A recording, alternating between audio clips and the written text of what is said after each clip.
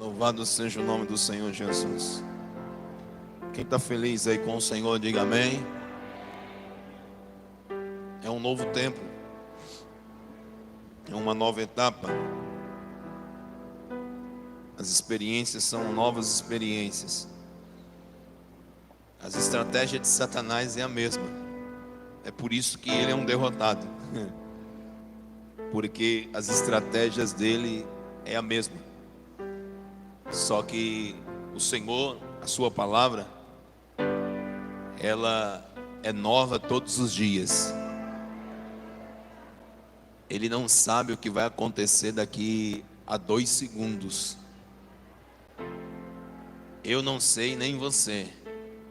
Mas de uma coisa eu sei: que somos mais do que vencedores em Cristo Jesus. Nosso Deus, ele trabalha no de repente. De repente as portas se abrem. De repente as cadeias caem. De repente Deus abre o mar vermelho e o povo passa. De repente aquilo que era perseguição simplesmente vai ser contado na história, porque fica no meio do mar vermelho. Uma hora somos perseguidos por Faraó, outra hora vimos o mar engolindo Faraó, seus carros e seus cavaleiros. Aleluia. É por isso que é totalmente diferente servir ao Senhor. Nós temos um Deus que realmente ele muda a nossa história. E de repente ele cria situações que a gente nem imagina. Às vezes você está aqui e você não sabe de nada, e o Senhor está preparando algo extraordinário para a tua vida nessa noite. Aleluia. Às vezes você acha que nada vai acontecer, e o Senhor vira para você e diz que já está tudo preparado e tudo vai ser diferente a partir de hoje. É um Deus do de repente. É por isso que eu louvo e engrandeço o nome dele. As batalhas sempre vão vir, as guerras sempre vão vir, mas isso é só para fortalecer a nossa fé. É só para colocar um pouco mais de fogo nessa lenha, porque essa lenha precisa queimar. O altar ele precisa queimar. O altar, a chama do altar arderá e nunca se apagará. Então, o fogo ele arde sim, mas é só para queimar a lenha e manter o fogo aceso. Então nós temos que buscar, igreja. Deus ele tem algo de extraordinário. Quando o mundo espiritual se movimenta, quem viu minha mensagem hoje de manhã? Quem viu? Quando o mundo espiritual se movimenta, significa duas coisas: que Satanás ele está desesperado, ele está tentando parar algo grande que está vindo para as nossas vidas. Eu vejo muitas pessoas dizendo assim: Satanás está furioso, Satanás está furioso, ele está furioso. Então, se ele está furioso é porque algo grande está vindo no nome de Jesus. Quando ele não está furioso é porque está tudo calmo. Mas há uma movimentação no mundo espiritual, é porque algo grande está vindo. E nós temos que nos preparar. Nós somos os odres. O vinho já está preparado. O vinho precisa ser derramado, mas os odres precisam ser moldados. Odre é um recipiente onde era uma bolsa de couro, aonde os judeus eles colocavam vinho. Quem não sabia disso? Levante a mão. Quem não sabia? Então, por que o vinho novo não pode ser colocado em odres velhos? Porque quando o vinho ele entra no odre, ele começa um processo de fermentação. Ele é novo, então ele vai começar a fermentar. Ele começa a estourar, né? Criar gases dentro dessa bolsa chamado odre. E se é uma bolsa velha, se rompe, não aguenta a pressão do vinho novo. E o que acontece? O vinho novo é desperdiçado. Por isso que o Senhor falou que se deita vinho novo em odres novos. Então o que o Senhor está fazendo? Ele está moldando os vinhos, os odres novos. Para quê? Porque o que vem por aí é algo grande e poderoso, algo forte, que essa terra não vai suportar. A terra não vai suportar. Há um acontecimento que virá sobre a terra, que somente aqueles que estiverem preparados vão suportar. Um grande acontecimento a igreja espera. E falar a verdade, é o penúltimo acontecimento, né, aqui na terra que a igreja ela espera. Nós estamos entrando nesse penúltimo acontecimento. É algo que eu espero muito. Não vejo a hora de acontecer. Abra sua Bíblia aí em Joel. Eu não ia pregar, mas já vou pregar. Aproveitar aqui o clima que está neste lugar. E se você tem motivos para adorá-lo, adora. Joel, capítulo de número 2, versículo de número 28. Joel 2, 28. A promessa de efusão do Espírito. A promessa da efusão do Espírito. Esse é um evento que a igreja espera. É um evento que o mundo não entende. Talvez o mundo nunca ouviu falar sobre este evento. Isso aqui foi profetizado por Joel. E logo após uma parte disso que foi profetizado,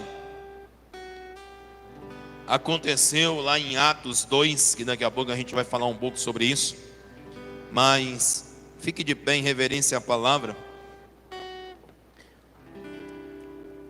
Joel capítulo de número 2, versículo número 28, diz assim: e há de ser que depois, derramarei o meu espírito sobre toda a carne. Os vossos filhos e as vossas filhas profetizarão. Os vossos velhos terão sonhos e os vossos jovens terão visões. E sobre os servos e sobre as servas naqueles dias derramarei o meu espírito. E mostrarei prodígios no céu e na terra, sangue e fogo, colunas de fumaça. O sol se converterá em trevas e a lua em sangue, antes que venha o grande e terrível dia do Senhor. Feche seus olhos. Pai, te louvo e te engrandeço por mais uma oportunidade de estar aqui pregando a tua palavra. Que o Senhor possa falar poderosamente aos nossos corações. Essa palavra tem saltado no meu ventre e Senhor tem colocado no meu coração uma grande expectativa. Por isso eu peço ao Senhor, fala com o teu povo, no nome de Jesus Cristo, no nome de Jesus. Aqueles que concordam, diga amém. Diga graças a Deus. Sente, dando uma salva de palmas bem forte para o nosso Senhor Jesus. Joel profetizou o grande e terrível dia do Senhor. Qual é esse grande e terrível dia do Senhor? É o dia da justiça de Deus. É o dia que Deus irá assolar a terra, aonde o Senhor ele vai trazer castigo aos ímpios, aqueles que blasfemaram, aqueles que negaram a cruz, aqueles que brincaram com a sua palavra, aqueles que não deram o que era de direito, a honra, a glória, a majestade e o poder. O grande dia terrível do Senhor é simplesmente uma lição que o Senhor vai dar à humanidade. A Bíblia fala que nesse grande dia, as potências dos céus, elas vão cair sobre essa terra. Praticamente, a terça parte da humanidade vai morrer. As estrelas vão cair e vão destruir tudo isso aqui. O Senhor ele vai queimar uma boa parte da terra junto com a sua ira. E esse vai ser o grande dia do Senhor. Os seres humanos serão picados, serão atormentados como picada de escorpiões. Durante 5 meses, o Senhor vai tirar a morte da terra. As pessoas vão tentar se matar e não vão conseguir. A morte vai fugir dessas pessoas. E os seres humanos vão ter que entender que o nosso Deus, o Deus que criou os céus e a terra, Ele sempre foi um Deus amoroso, um Deus compassivo, mas Ele também sempre é um Deus de justiça. Ele sempre vai ser um fogo consumidor. Da mesma forma que nós cantamos que quanto mais perto o povo de Israel chegava no monte, mais perto eles estavam da morte. Porque o Senhor disse assim: vocês querem falar comigo? Tá bom, então chama Israel, vocês vão ouvir a minha voz. Só que eu vou limitar. Tá vendo aqui o pé do monte? Ninguém passe para cá. Se alguém tocar neste monte, eu vou fulminar, eu vou matar. Nossa, pastor, que Deus é esse? É um Deus amoroso, é um Deus que zela pelo seu povo. Só que é um Deus que não permite a gente brincar com Ele. Ele não pode ser chacota, Ele não pode ser simplesmente algo que sai da boca dos homens de qualquer forma. Deus, Ele sempre mostrou o amor dEle. Deus, Ele tem mostrado o amor dEle há mais de 5 anos à humanidade. E haverá um dia somente na face dessa terra aonde Ele vai mostrar o seu furor, aonde Ele vai mostrar a sua ira. Da mesma forma que Ele mostrou lá nos dias de Noé, quando os povos se multiplicava a iniquidade e a malícia das pessoas subiu até o coração, até as narinas de Deus. E Deus olhou e disse assim: eu me arrependo de ter feito o homem, eu vou destruir a raça humana e tudo que eu fiz. Deus mostrou a sua ira naquela época. E mais uma vez o Senhor mostrará na sua ira. Mas a expectativa da igreja não é ver a ira de Deus, não. A vontade do Senhor, a vontade da igreja é ver esses acontecimentos antes do grande e terrível dia do Senhor. Eu não quero estar aqui para ver o grande e terrível dia do Senhor. Eu quero estar com Ele no reino dos céus. E a vontade do Senhor não é fazer com que eu e você venhamos estar aqui para que venha acontecer esse grande dia, não. É por isso que Ele tem se esforçado, é por isso que Ele tem usado os homens de Deus, é por isso que tem acontecido na terra sinais de prodígios e maravilhas. Para quê? Para que o ímpio se converta dos seus maus caminhos, o homem mau deixe o seu coração ruim e o homem se converta ao Senhor. Levante as suas mãos cansadas, os seus joelhos desconjuntados e clame o nosso Deus, porque todo aquele que invocar o nome do Senhor será salvo. Aleluia.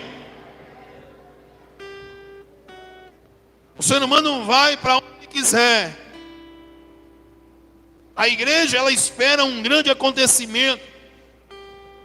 É algo que em Joel, quando Joel profetizou, a humanidade esperava isso. O quê? A efusão do Espírito. O grande derramamento do Espírito Santo sobre a terra, aonde muitos vão ser renovados, aonde muitos vão ser tocados pelo Senhor, aonde um grande avivamento vai acontecer sobre o mundo. Eu não estou falando simplesmente sobre uma cidade, eu estou falando sobre um mundo. Igreja, está próximo para acontecer este grande avivamento. Está próximo para acontecer este grande evento que a igreja espera. Logo, logo, o Senhor vai ordenar e o Espírito Santo do Senhor será derramado sobre toda a carne. As pessoas vão ter sonhos, as pessoas vão ter visões. Os ataques do inimigo têm sido muito fortes. Por quê? Porque ele sabe que está chegando este grande dia, e a igreja tem que entender que quando acontecer isso, virá a vinda do Senhor, e a igreja tem que estar preparada para encontrar com o Senhor Jesus nos aires. Porque a igreja, Jesus está voltando, e Ele vai buscar uma igreja lavada e remida no sangue do Cordeiro. Aleluia. Ele vai poupar uma igreja.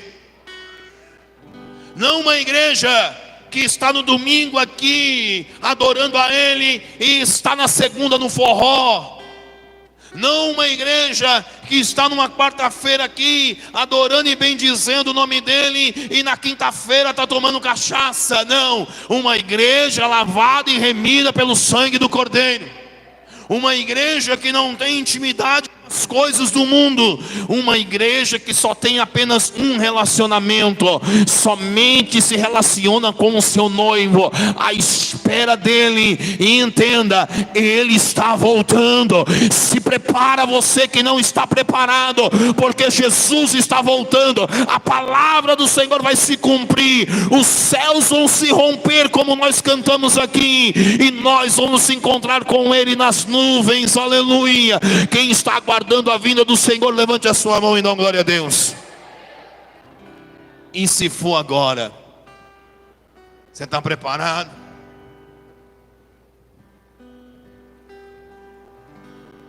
E se Jesus voltar agora?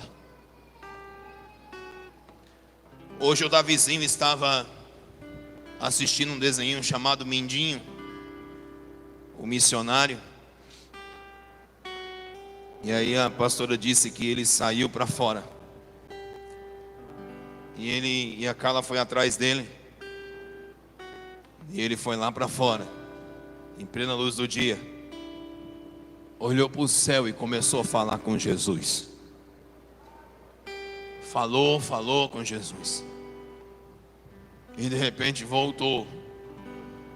E a Carla falou que não entendeu o que ele disse com Jesus. E eu fui para ele e perguntei a ele. Eu fiz uma pergunta para ele. O que Jesus falou com você? Jesus falou com você, Davi? Ele disse, falou, papai. Jesus disse que ama a gente. E ele falou assim, papai, está demorando para ele levar a gente, papai, eu quero ir para o céu. Essa só é a palavra do Davi no dia de hoje.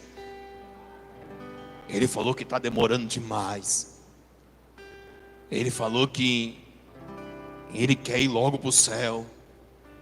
Ele falou assim, papai, vai demorar para Jesus levar a gente para o céu, papai? Eu falei assim, não sei, filhinho. Papai, eu queria que ele levasse a gente para o céu hoje. Isso é um alerta para a igreja. E é interessante que há 2 dias eu venho numa guerra muito grande, uma guerra espiritual muito grande. Muito grande. Muito grande mesmo. E eu entendo que quando vem essas guerras, é porque coisas grandes estão vindo sobre as nossas vidas. O povo está blasfemando. Não estão respeitando mais a pregação da cruz, o evangelho. As pessoas blasfemam diante do Senhor. Estão amaldiçoando. Estão simplesmente querendo viver uma vida mundana. E nós estamos tão próximos, igreja, de alcançar a coroa incorruptível. Nós estamos tão próximos de encontrar com o Senhor teu Deus, nosso Deus. Eu não vejo a hora. Eu não vejo a hora de isso que é mortal se revestir de imortalidade. Eu não vejo a hora de isso que é corruptível se revestir de incorruptibilidade. Eu não vejo a hora de dizer, tragada foi a morte pela vitória. A igreja tem que se preparar. Vocês têm que se preparar para se encontrar com Jesus. O Senhor está fazendo sinais nos céus e na terra. Há rumores de guerras. Há rumores de pestes. Olha todo mundo aí de máscara. A fome está assolando os estados. Esses dias eu vi uma reportagem, se você for ver lá a Praça da Sé, tem um monte de barracas de camping. Significa o quê? Famílias que estão lá estão indo para as ruas porque a fome está batendo. Os países estão começando a um alfinetar o outro de uma forma mais mais forte, mais visível. O Senhor está fazendo sinais. É gafanhotos, é nuvem de poeira tomando conta de um país inteiro. E a gente parece que estamos dormindo. Eu vejo algum de vocês simplesmente dormindo.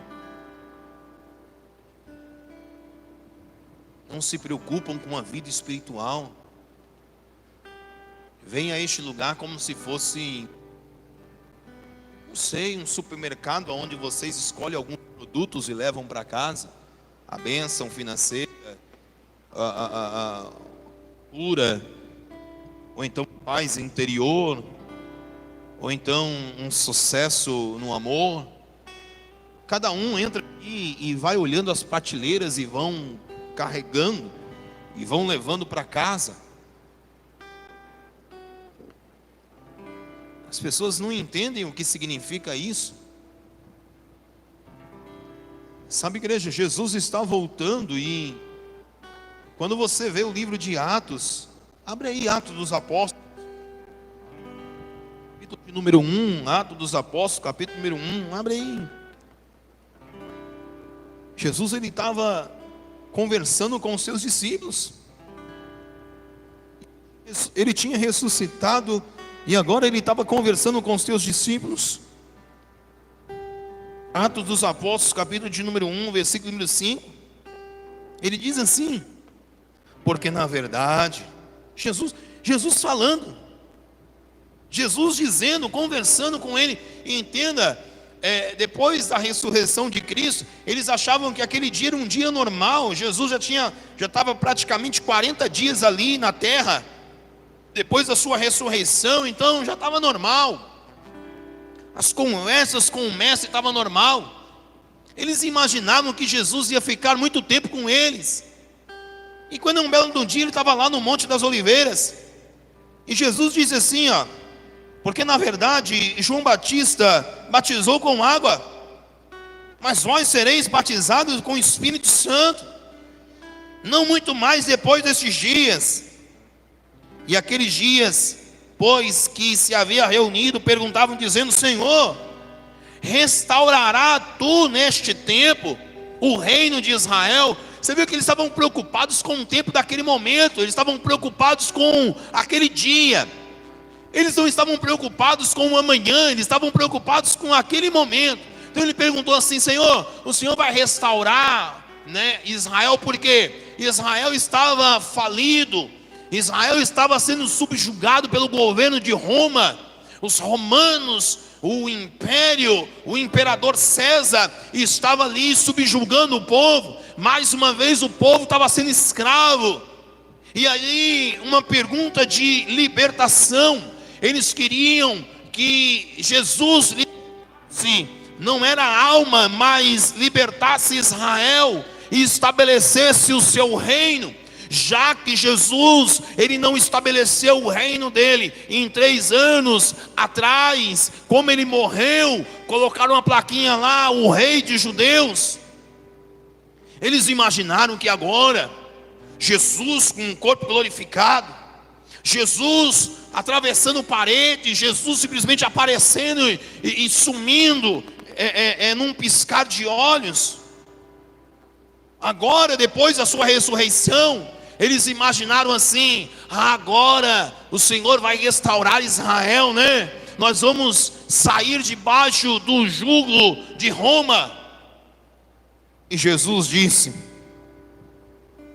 não vos pertence saber os tempos ou as estações que meu Pai estabeleceu pelo seu próprio poder. Jesus ocultou. Jesus, ele nunca permitiu que um ser humano viesse a entender os tempos. Porque muito de nós brincamos, porque muito de nós não tomamos uma posição de verdade na nossa vida. Continuamos, aqueles que não entregou a vida a Cristo não entregam, aqueles que já entregaram e se afastaram não conseguem voltar, porque o Senhor ocultou de nós os tempos. Então a gente acha que vai ter tempo, a gente acha que vai ter tempo, só que a gente não entende que os tempos, quem estabeleceu foi o Pai. É Ele que sabe, Ele que domina os tempos.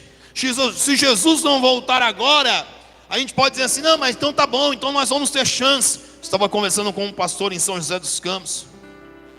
Ele disse assim para mim assim, há 40 anos que sirvo ao Senhor e sou pastor. E já tem uns 8 anos atrás, não me recordo se era essa data, mas eu acho que era isso, uns 8 ou 10 anos atrás. Ele falou que ele pegou a moto dele e ele estava andando. Ele lembra que olhou no velocímetro, estava uns 60 por hora. Normal, cheio de radar, não podia correr. E de repente ele estava andando e ele tem um AVC na moto. Ele não vê nada. Ele acorda depois de 2 meses, na cama de um hospital. E aí ele pergunta o que aconteceu. Você sofreu um acidente, você sofreu um AVC e caiu da moto. E aí quando ele foi se mexer, ele não tinha movimentos. E aí falaram para ele que ele caiu e bateu a coluna e quebrou a coluna no meio fio. Ele disse assim, pastor, eu sentava nas primeiras cadeiras do altar. Hoje eu sento numa cadeira de roda, nas últimas cadeiras da igreja. Mas tudo bem. Eu não consigo entender, mas tudo bem. Sabe qual é o nosso problema? Que a gente leva a vida de uma forma negligente. A gente não consegue entender que o mundo espiritual é real. Por mais que a gente vê aqui, a gente vê demônio gritando, a gente vê pessoas sendo curadas do câncer, a gente vê Jesus ressuscitando criança. Já vimos Jesus curar pessoas de epilepsia. Quem lembra que eu disse que a perna da Leda ia crescer? Faz assim com a mãozinha. Ela não ia tocar o calcanhar no chão, porque era duro, o nervo não esticava, então era encolhido. Por mais que ela tivesse apoio, ela não conseguia colocar. Ela podia sentar numa cadeira que tivesse a altura que ela não conseguia colocar. E ela falou que esses últimos dias ela começou a sentir novamente uns estralos. Ela tinha, os joelhos dela era para dentro, essa parte dela era aqui em cima. A perna dela tinha, se não me engano, 19 centímetros de diferença uma para outra. Depois do dia que a gente falou que a perna dela ia começar a crescer, a perna dela cresceu 10 centímetros. Você consegue entender o que é isso? E agora ela colocou os pés no chão para a glória de Deus. Mas isso não comove o nosso coração. Continuamos sendo irresponsável com aquilo que o Senhor colocou dentro de nós, chamado Espírito Santo de Deus. E eu não falo nem questão de ajudar o próximo, não, eu estou falando de ajudar a si mesmo. Tem pessoas que parece que têm prazer de envergonhar o Evangelho, de envergonhar o nome de Jesus Cristo, provocando escândalos, não se preocupando com esse tesouro que foi entregue. Jesus tira a gente do lamaçal do pecado. Jesus arranca a gente das trevas, cheio de demônios. Eu falo porque eu era assim. Hoje, 5 horas da manhã, eles tentaram tocar no meu corpo. E foi uma guerra muito grande dentro de casa. Muito grande. É incrível como eles saem do mundo espiritual e entram no mundo material e toca na matéria. E isso traz o que mais pra gente? O que? Prudência. A gente fica mais. É que nem eu falei para a pastora. A minha vida sempre foi uma vida de guerra. Mas quando o Senhor me permite, só por um espaço de tempo, não ter essa guerra espiritual, não é que eu relaxo. Ela entende isso. Não, eu simplesmente, eu desfruto do momento de paz. Tento repor as minhas energias, porque eu sei que logo, logo virá mais uma grande batalha. Eu não estou aqui para perder batalhas. Eu não estou aqui para permitir com que esses que já foram sentenciados ao lago de fogo de enxofre, esses espíritos a qual o Senhor já derrotou e já triunfou neles, eu não quero e não permito com que eles venham escarnecer o nome do meu Senhor Jesus. Então eu tento, da maneira possível, fazer o melhor, dar o meu melhor, viver uma vida melhor com Ele, dentro do meu casamento, na minha família, com os meus amigos, com os meus irmãos, os meus filhos em Cristo, com a igreja, o ministério, com os pastores dessa cidade, com os pastores de outra cidade, de outros países. Eu procuro fazer o melhor, porque eu sei que um dia Ele vai voltar. E Ele vai querer que eu preste conta de tudo aquilo que Ele investiu em mim. E é isso que nós temos que entender. O Senhor tem investido na tua vida. Ele te tirou do lamaçal do pecado para que você venha a ser luz. Mas infelizmente, alguns têm permitido com que a luz venha a se apagar e têm vivido em trevas. Se Deus escolheu você para que você seja luz no meio de sua família que vive em trevas, se a lâmpada se apagar, todos eles vão viver em trevas.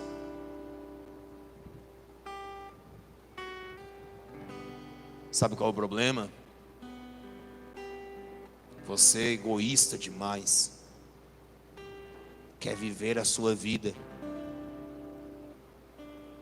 Acha que não está na hora ainda de entregar a sua vida a Cristo ou voltar. Porque você tem um coração egoísta. Porque você não olha nem para o plano de Deus na sua vida. Você fala assim, não, tudo bem, sou eu mesmo. E minha vida, tudo bem, é a sua vida. Mas e a tua geração?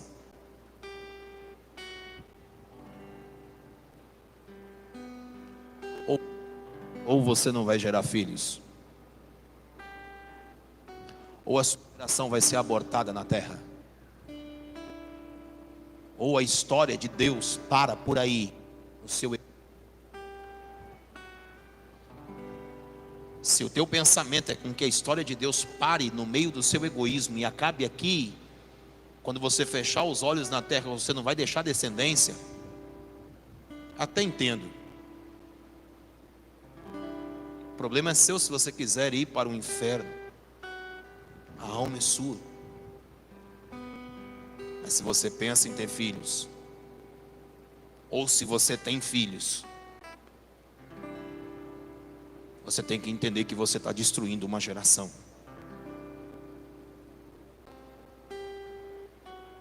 Você está acabando com uma geração. Você está destruindo os seus filhos, está destruindo os seus netos que vão vir, os seus bisnetos. E você vai ser contado como a geração daqueles reis. E morreu o rei Asa, e se levantou o seu filho, mas ele não buscou ao Senhor como seu pai. Talvez você esteja criando uma geração ímpia, uma geração escarnecedora, uma geração truculenta, de pessoas que vão viver em trevas, porque essa responsabilidade é sua. Por quê, pastor? Porque foi dado a você o direito da graça. Deus te escolheu para mudar a história, não só da geração que ainda está viva, mas da geração que ainda vai vir sobre a tua semente. Mas somos egoístas demais. Uns dizem que é jovem demais para viver uma vida com Cristo, outros dizem que são velhos demais, outros falam que não tem tempo, outros dizem que já tem religião, outros falam que vão se preparar. Somos todos mentirosos diante do Senhor. Deveríamos ser mais sinceros diante dele. Aí chegamos num lugar como esse, como eu falei, colocamos isso aqui como se fosse um supermercado. Deixa eu ver o que eu quero hoje. E hoje eu vou lá porque eu preciso tanto ser abençoado. Aí vem, coloca a benção para debaixo do braço, vai embora.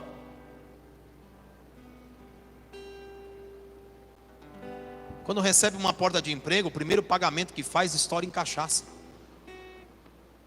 Ou então vai sair com homens, ou vai sair com mulheres. Vai usar droga. Começa a melhorar de vida.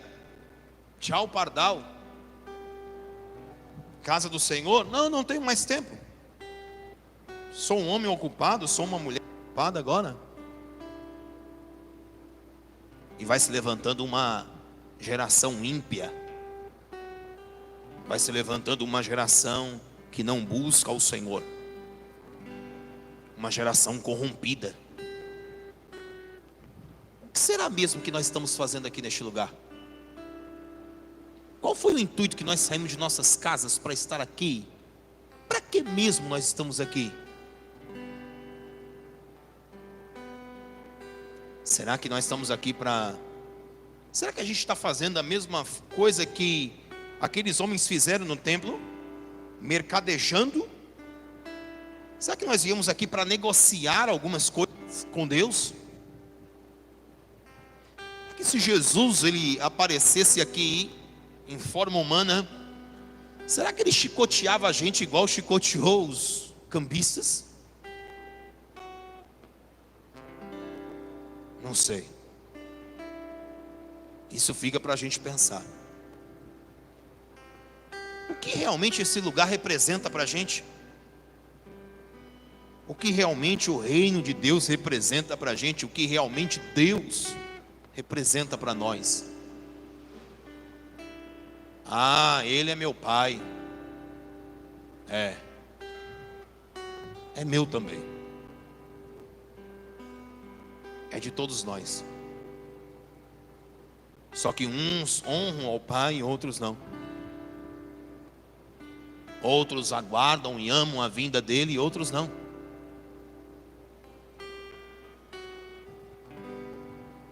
Certo? Então um homem chamado Simão, fariseu, chamou Jesus para comer na casa dele. Fez um banquete e chamou o mestre. E quando ele chegou na casa do fariseu, a Bíblia diz que chegou uma mulher. A mulher chegou por detrás, pegou ali um nardo puro, muito caro, e começou a derramar sobre os pés de Jesus e enxugar com seus cabelos e começou a chorar. Aquele homem olhou para Jesus e disse, pensou, se esse homem fosse profeta, ele saberia que quem estava tocando nele era uma pecadora. Então quer dizer que só porque Jesus não agiu nos padrões dele, ele já desprezou Jesus, já não acreditou mais que ele era profeta, já descartou o mestre. E é assim que a gente faz. A gente descarta Jesus quando as coisas não andam da forma que a gente acha que deveria andar. A gente começa a dizer assim: não, eu vou parar naquela igreja porque eu não estou vendo muitos resultados. Se você quiser resultado, vai jogar no bicho. Tem resultado todos os dias. Se você quiser resultado, vai ver futebol. O evangelho não é um evangelho de resultados. O evangelho é um evangelho de propósitos. Nós estamos aqui não são para resultados, nós estamos para um propósito. E o nosso propósito é conseguir herdar a vida eterna. Aleluia! Com Ele. O nosso propósito é nos reposicionar na ideia original. É ser novamente parecido com Ele. É ter os mesmos sentimentos que Ele teve. Esse é o nosso propósito. Simão olhou e disse assim, pensou no seu coração e falou assim: olha, se esse fosse profeta, ele saberia que era uma mulher pecadora. Ele não estava preocupado com a alma.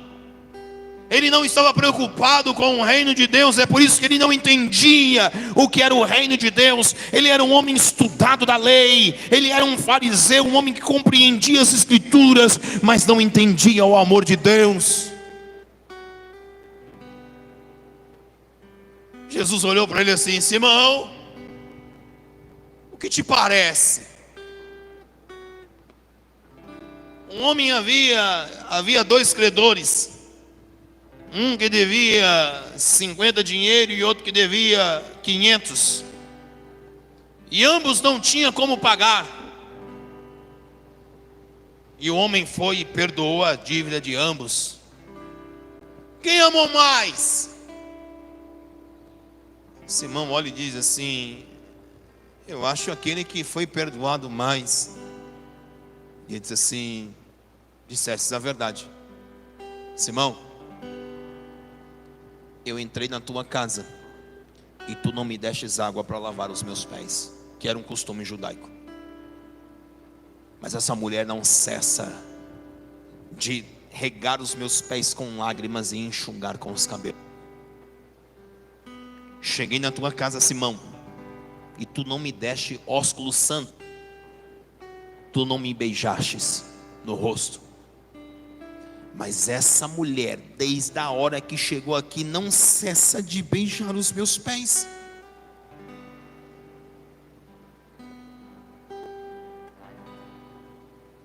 Ele disse assim: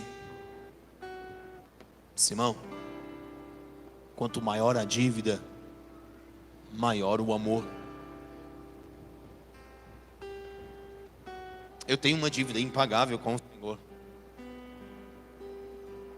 Eu tenho uma dívida impagável com o Senhor.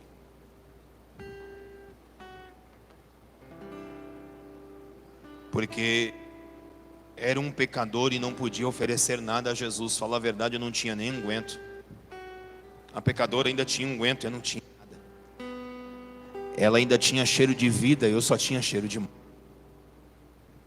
Eu cheirava a morte e mais nada. E um dia o Senhor achou, pela graça infinita misericórdia dele, achou de olhar para mim e investir na minha vida, sem ao menos conhecê-lo. Eu blasfemava na cruz também. Eu não permitia com que as pessoas entrassem e pudessem desfrutar da mensagem da cruz. Eu odiava crente. Persegui muitos, humilhei muitos, vocês não têm noção.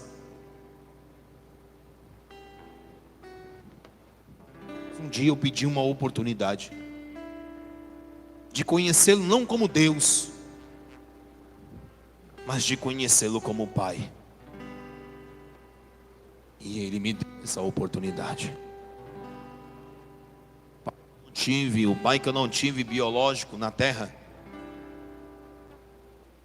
eu encontrei um pai no reino dos céus.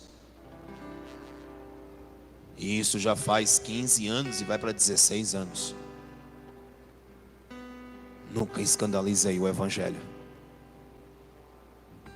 Nunca fui repreendido por pastores e por ninguém por estar praticando algo errado. Pastor, você está dizendo que você nunca praticou algo errado? Filhos, eu sou falho como vocês, mas a misericórdia de Deus sempre alcançou a minha. E aquilo que é errado eu procuro não fazer. Eu quero dizer para vocês que Jesus está voltando. A qualquer momento o Espírito do Senhor será derramado sobre essa terra. O Senhor vai alavancar a igreja, vai chamar a igreja. Haverá trombetas no céu, e antes da última trombeta, aqueles que tiverem vivos serão transformados.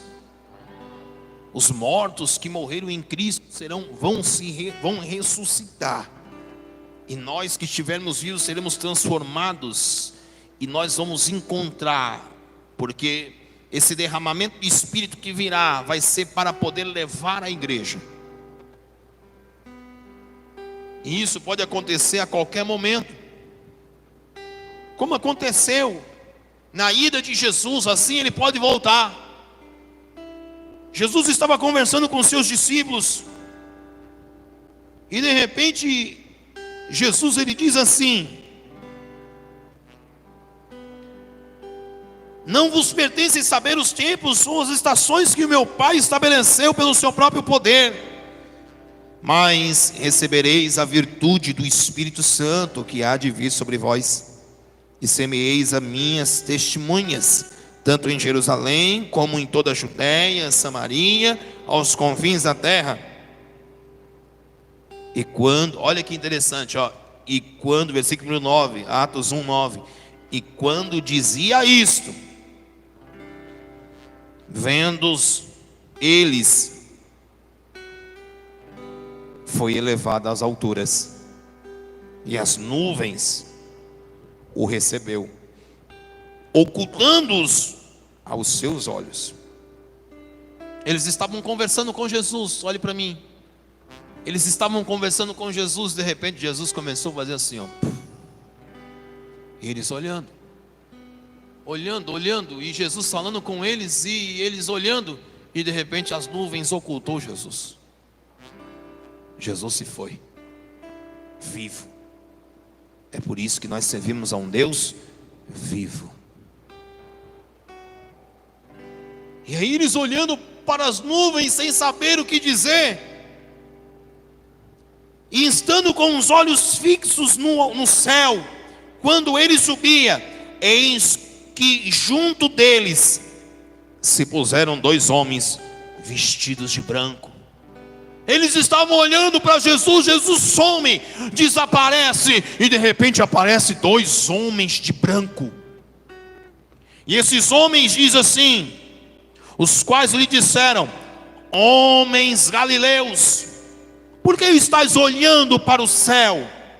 Este Jesus, que dentre vós foi recebido em cima no céu, há de vir assim para o céu o vistes ir. Eles disseram: da mesma forma que ele foi, de um jeito que vocês nem esperavam, ele vai voltar.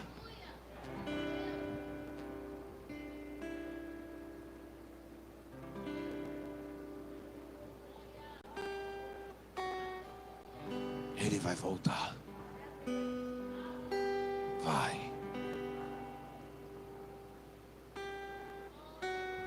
Ele vai buscar a sua igreja. pessoas que estão praticando a justiça. Ele não vai buscar pessoas perfeitas, mas Ele vai buscar pessoas justificadas por Ele.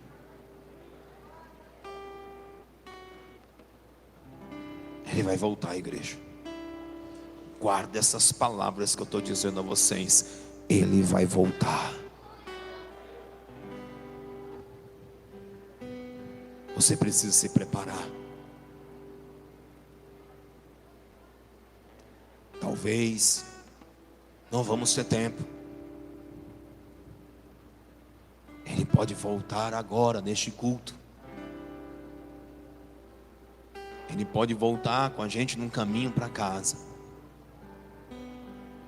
O Senhor disse assim que Ele virá como um ladrão de noite. Ninguém espera um ladrão.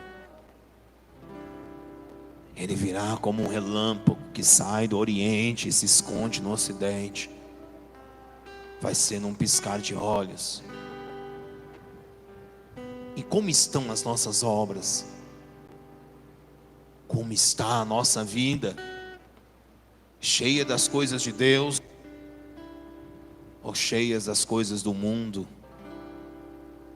Como está o nosso odre velho, que não suporta um vinho novo que será derramado? Ou nós jogamos o odre velho, a vida velha, e agora estamos moldando uma vida nova?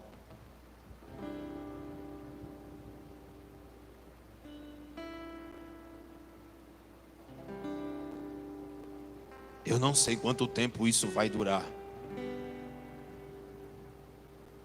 mas a Bíblia diz que é da boca das crianças que vem o perfeito louvor. Que das crianças, elas são do reino dos céus. E hoje o Davizinho disse: Pai, Jesus disse que ama todos nós. Sabe o que Jesus quis dizer? Ei, o dia da vingança de meu Pai está próximo. O dia terrível do Senhor está próximo. Eu amo tanto vocês, eu não queria que vocês passassem por isso. O Davizinho chega para mim e diz assim: papai, Jesus está demorando para levar a gente para o céu. Papai, eu quero ir para o céu logo. Quando que a gente vai para o céu, papai? Uma criança. É o próprio Deus falando com a gente. A vinda dele está próxima. Ele não quer pegar você de surpresa. Eu acho que você deveria tomar uma decisão hoje, para que você não seja pego de surpresa. Qual é a decisão, pastor? De servi-lo de verdade.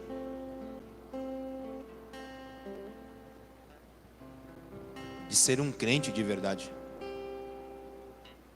Não isso que nós estamos sendo esses últimos tempos. Homens e mulheres que dizem ser homens de Deus, mas com um coração cheio de mágoa, de rancor, de ódio, de ira, de inveja, de homicídios, bebedices, lutorias. Vemos uma vida de júria. Vivemos no meio da feitiçaria. É apertar um pouquinho. É só apertar um pouquinho que crente vai atrás dos tambores, para ver se os guias ajudam, já que Jesus não pode ajudar. É só apertar um pouquinho, que aqueles que dizem ser homens de Deus já vão atrás dos feiticeiros para fazerem trabalho, para afastar a mulher que está tentando entrar no casamento, ou então simplesmente para fechar o corpo, para ter sorte, um amor. Amaldiçoamos o lugar, amaldiçoamos a nossa igreja, amaldiçoamos a liderança, o pastor. Antes de vocês estão aqui, já não pensaram mal da liderança, da minha pessoa? Quantos de vocês não acharam que eu era um ladrão, um aproveitador? Quantos? Alguns de vocês já tentaram contra a minha vida. Alguns já planejaram a minha morte.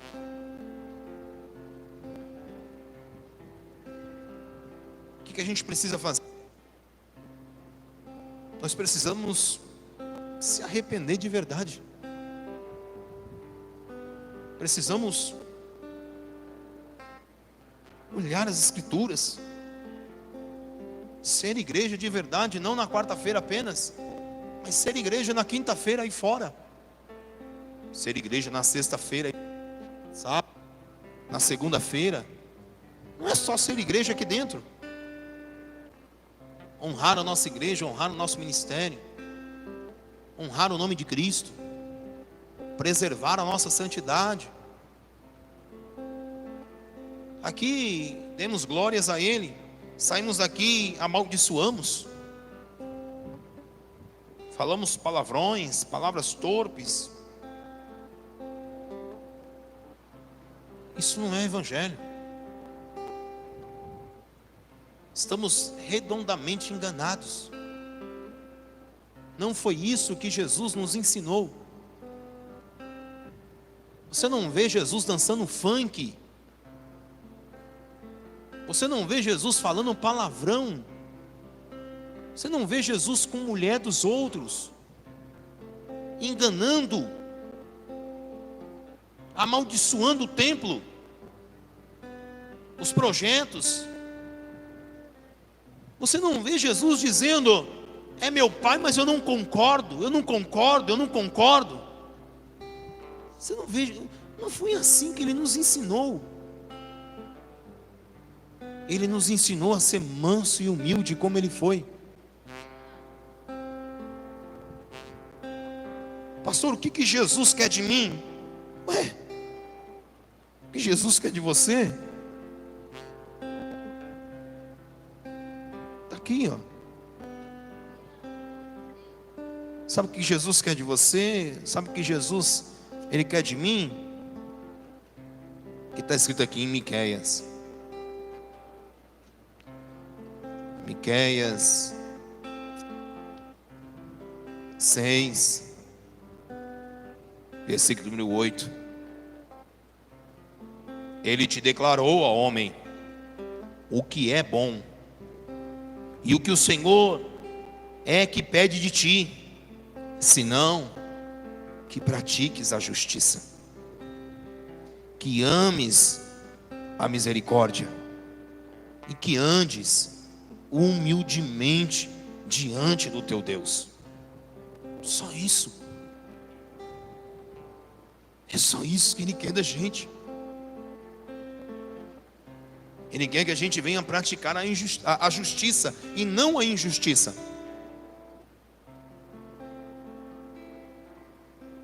Praticar a justiça é fazer o que é certo, não fazer o que é errado.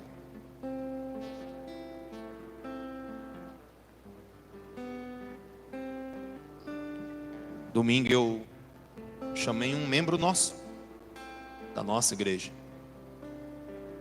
no meu escritório. Eu sentei.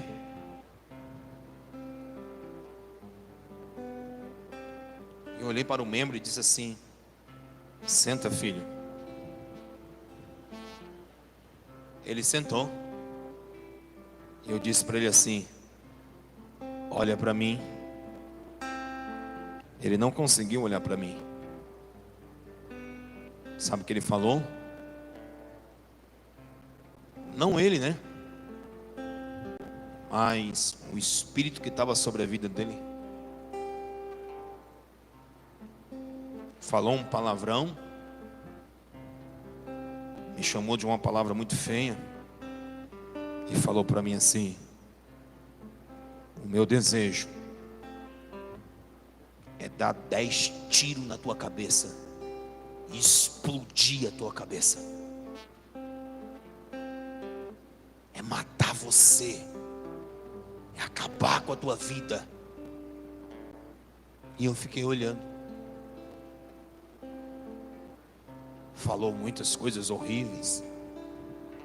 Você precisava ver a ganância, mas não era o membro, era aquilo que estava sobre ele. Se um espírito está na pessoa, se um espírito maligno ele está na vida de uma pessoa, significa que o Espírito Santo de Deus não está mais. E para onde nós iremos sem o seu Espírito? Não foi assim que o salmista disse? Para onde irei sem o teu Espírito? Aonde eu vou me esconder? Se eu me subir num alto monte, o Senhor está lá. Se eu ir nas profundezas da terra, o Senhor está lá. Se eu ir na profundeza do mar, o Senhor está lá. Para onde fugirei do teu Espírito? Jesus disse algumas palavras muito duras. E um monte de discípulos olhou e disse assim, ó: duro são essas palavras, quem poderá ouvir? Viraram as costas e abandonaram Jesus. Jesus olha para aqueles que ficaram, poucos, e virou e disse assim: e vós? Vocês também não querem ir não? Vão! Se levanta um homem chamado Pedro e diz assim: Senhor, para onde nós iremos se só o Senhor tem palavras de vida eterna? Ele entendeu. Pena que muitos de nós não estamos entendendo e estamos abandonando Cristo. Abandonamos a Cristo todos os dias. Talvez o teu corpo esteja aqui, mas o teu coração já está longe deste lugar. Talvez você até está aqui e as pessoas olham para você e acham que você é um crente, uma crente, mas infelizmente o teu coração já está longe daqui. Está na hora da gente voltar para o início. Na hora da gente voltar. Voltar. Precisamos voltar. Voltar ao primeiro amor. Nós precisamos voltar às primeiras práticas de santificação, de purificação. Temos que começar a desligar as coisas que é do mundo e nós precisamos nos conectar mais com o Senhor, porque senão seremos pegos de surpresa. Bem-aventurado é aquele que, quando o Senhor voltar, o encontrar vigilante. Precisamos vigiar mais. Precisamos entender, não é aquilo que Deus vai fazer, não, é o que Ele está fazendo agora. Muitos de nós só se aproximamos dEle quando a situação está difícil. E é interessante que Deus sempre tem um equilíbrio entre eu e a pastora. Tem hora que eu fico cansado de convidar vocês para vir para a igreja. Aí eu digo assim para Deus assim: Senhor, eu não mando mais nenhuma mensagem, não convido mais. Aí a pastora chega assim: ei, Fernando, fulano não veio mais para a igreja, né? Eu falei: não, mande uma mensagem para ela. Eu falei: eu não mando mais. Aí daqui a pouco, quando eu vou ver no cantinho, tá a pastora. Aí tem hora que ela que fica desse jeito. Eu não quero saber, estão brincando. Eu não falo mais nada. Parece que só vem para a igreja quando eu convido. Que negócio é esse, Fernando? Eu estou de saco cheio, não aguento mais. Deixa para lá. E aí quando ela está assim, aí o Senhor toca no meu coração. Eu viro as costas e começo a mandar mensagem.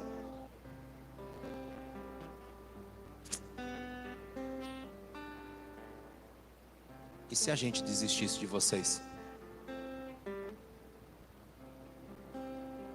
Parasse de orar por vocês?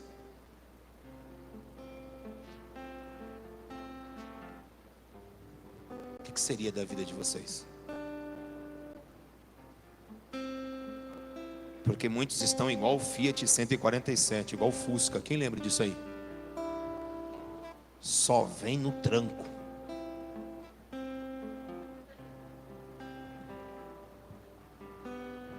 Não é verdade? Igual o carro velho. Quem já empurrou o carro velho? Levante a mão.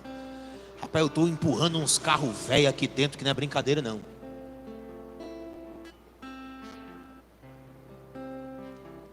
Irmãos, a gente anda empurrando cada carro velho aqui dentro, que não é brincadeira não. E às vezes eu dou glória a Deus quando eu acho uma banguela, sabe? Porque é pesado empurrar carro velho. Aí quando eu acho uma descida assim é até bom, não é, dona Miriam? Aí o carro vai embora. Aí quando você acha que o negócio vai, opa, fulano tá bem, não é assim? Fulano tá uma bênção. É só elogiar o vaso. Na outra semana, tchau pardal.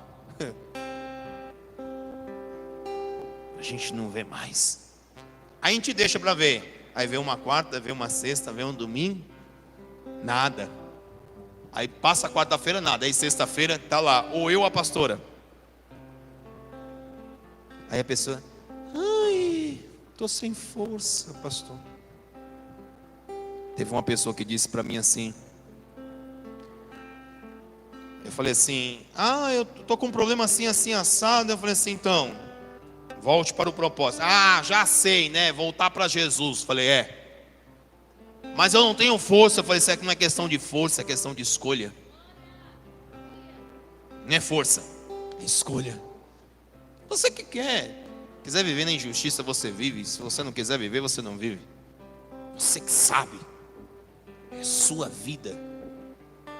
Agora uma coisa eu falo para você, que se você voltar, o céu se abre e começa a trabalhar no teu favor. E eu não estou dizendo amanhã não, eu estou dizendo agora. A pessoa estava no ônibus. Então eu quero. Falei, então deixa eu orar por você. E a pessoa voltou. Não é força. Quando a gente fala que não tem força, é uma desculpa. Temos que tomar decisões. Você que decide. E hoje você está com a decisão: céu ou inferno. Para onde você quer ir? Se você quiser ir para o céu, você precisa levantar a sua mão e entregar a tua vida a Cristo. Aceitar Jesus Cristo como seu único e suficiente Salvador. Para mim orar por você e Ele colocar o seu nome escrito no livro da vida. Se você já fez um dia isso e está afastado do Evangelho, você precisa novamente levantar as suas mãos cansadas e confessar a Cristo novamente. Porque se você não se reconciliar com o Senhor, se você não se reconciliar com a igreja de Cristo, se você não voltar para o corpo do Senhor, você pode dar o máximo de dízimo na igreja, você pode estar aqui todos os cultos, você pode estar aqui na oração, você pode fazer de tudo, você vai participar de tudo do reino de Deus, só não vai entrar no reino dos céus. Porque existe um princípio, e o princípio é entregar a sua vida a Ele. Então, hoje é uma noite de decisão.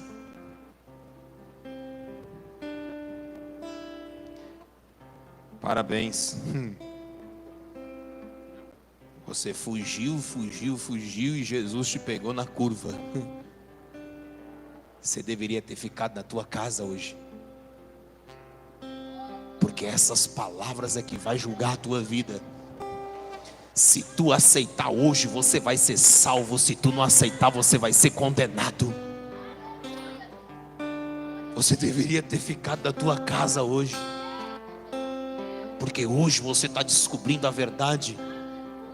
E Deus está te dando mais uma chance. Você aceita Ele se você quiser. Você nega Ele se você quiser. É a sua vida.